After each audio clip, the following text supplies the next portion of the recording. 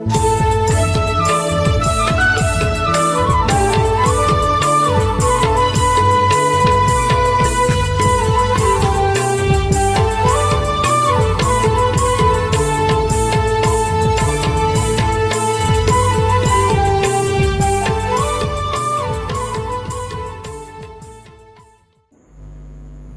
arang, inya arang, pargana ko arang ge pargana arang. Mine Khan चित्र बन नियाम गल गे भारत जाकात मजी पारगना महल दिसम पारगना बाबा नित्यानंद हेमरमा नेतृत्वते और पश्चिम बंग पनत पारगना रवीन्द्र टुडू दिस दिसते तेहन प्रतिटी ब्लॉग रे डिपोटेशन को एम को तैयार करना 21 तारीख मईद रे जहां पंडुआ तीन मालापुकुर रे जहां पनत जगो पारगना बाबा मानवतरान राजेंद्रनाथ मुर्मू अडी दमन कथा कोई लयका ओना हो आरो मिचर दोसार करते सदर इताबन ओनागे कटिबन आजम गो लिताई के কিভাবে ঐতিহাসিকগণ ইতিহাস রচনা করছেন ভারতবর্ষের বুকে, কিভাবে আদিবাসীদেরকে দমন নিপীড়নের জন্য ঐতিহাসিকগণ চক্রান্ত করেছেন। শুধু এটা বলছি না বন্ধু, আপনারা আরো যদি দেখেন 1855 সালে 30 জুন সাঁওতাল বিদ্রোহের জন্য সিধু কানু চাঁদ ভৈরব ফুলে জানো সারজমগিরি ইংরেজদের বিরুদ্ধে ইংরেজকে ভারতবর্ষ থেকে বিতাড়িত করার জন্য যে হুল ঘোষণা করেছিলেন ভগ্নাডিহিতে, সেই 1855 সালে 30 জুন যখন হুল ঘোষণা হলো, সেই সাঁওতাল বিদ্রোহ ঐতিহাসিকগণ কি করলেন যে কিছু মুষ্টিমেয় মানুষের আন্দোলন, এটাকে ইতিহাসে সঠিকভাবে ঠাঁই দিল না ঐতিহাসিকরা।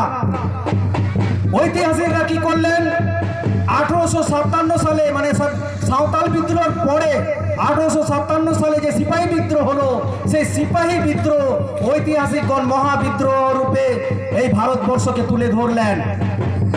বন্ধু, আপনারা যদি দেখেন 1857 সালে যে সিপাহী বিদ্রোহ হয়েছিল, মধ্যপ্রদেশের কিছু সিপাহীদের নিয়েই এই বিদ্রোহ। কিন্তু 1855 সালে 30 জুন যে সাঁওতাল বিদ্রোহ হয়েছিল ইংরেজদের বিতাড়িত করার জন্য, এইটা ছিল আমাদের ঝাড়খণ্ড, উড়িষ্যা, বেঙ্গল, আসাম, এই চারিদিকে এই হুল মানে সাঁওতাল বিদ্রোহ ছড়িয়ে পড়েছিল। এই সাঁওতাল বিদ্রোহের সঙ্গে শুধু সাঁওতালরা ছিল না, এই সাঁওতাল বিদ্রোহের সঙ্গে আদিবাসী উপরন্তু আমাদের যে বাঙালি ভাষাভাষী মানুষও ছিল এই বিদ্রোহের সঙ্গে। কিন্তু এই সাঁওতাল বিদ্রোহকে মহাবিদ্রোহের রূপ দেওয়া হলো না। আমি তাই বলতে চাই যে 1855 সালে সাঁওতাল বিদ্রোহকে ছোট করে দেখিয়ে 1857 সালে সিপাহী বিদ্রোহকে মহাবিদ্রোহ যে ঘোষণা করা হয়েছে, ঐতিহাসিকগণ ঘোষণা করেছেন, এটা সম্পূর্ণ আদিবাসীদেরকে দমিয়ে রাখার জন্য। সত্যি যদি ঐতিহাসিকগণ সঠিক রচনা করে থাকেন, এই সাঁওতাল বিদ্রোহ হচ্ছে এই আমাদের ভারতবর্ষের বুকে তীর ধনুক আর ইংরেজদের বন্দুক কামানের সম্মুখীন যে আন্দোলন, সেটাই হয়েছিল সাঁওতাল বিদ্রোহের 1855 সালের হুল বিদ্রোহ। কিন্তু বন্ধু, আমরা এইটা তুলে ধরতে চাইছি, ঐতিহাসিকগণ যারা ভারতবর্ষের বুকে ইতিহাস রচনা করে গেছেন, এই ভারতবর্ষের প্রথম মাতৃভূমি যারা আদিবাসীদের উপর লাঞ্ছনা, বঞ্চিত, শোষিত, আপনারা ঐতিহাসিকগণরাও চেয়েছেন যে আদিবাসীরা এখনো যাতে নিচে থাকে।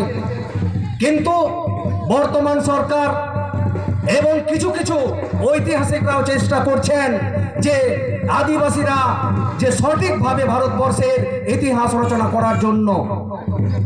তাই আমরা আজকে যে ইতিহাস দেখতে পাচ্ছি, আমাদের বাংলা ভাষাভাষী বন্ধুগণ, ইংরেজ ভাষাভাষী বন্ধুগণ যারা ইতিহাস রচনা করে গেছেন, তারাই মাধ্যমে তাদের বইয়ের চিন্তাধারার মাধ্যমে আমরা এই বক্তব্য রাখতে চাইছি যে মহাবিদ্রোহ যদি হয়, ওটা হচ্ছে সাঁওতাল বিদ্রোহ, হচ্ছে ভারতবর্ষের প্রথম মহাবিদ্রোহ।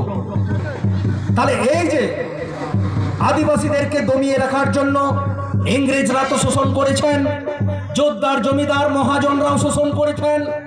আগের যারা ইংরেজ কাবলে ছিল যখন ভারতবর্ষের মধ্যে সবাই জোরদার জমিদার মহাজন সবাই বশ্যতা স্বীকার করেছিল। একটা জাতি বশ্যতা স্বীকার করতে পারেনি, সেটাই হচ্ছে আদিবাসী আর সাঁওতাল জাতি।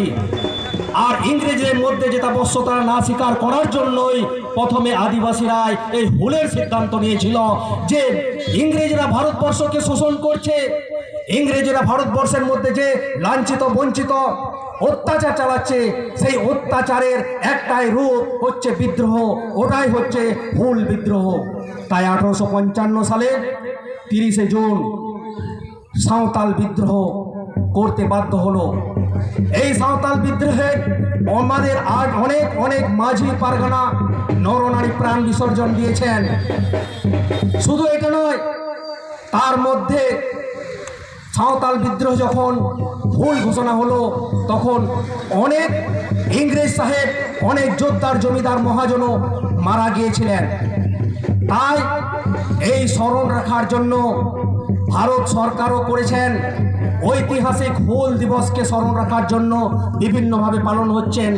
আমাদের বর্তমান মামাটি সরকারও চাইছেন সিধু কানুর উদ্দেশ্যে mainkan ajonggo ke tayabon Pachim Bonggo Ponot Jogo Pargana Baba Manotar Rajendranath Murmuwa daman katako mainkan ama arang inya arang pargana arang channel mainkan mabding kodo koram pere sonadulur ar marang kodo johar em kate nodagi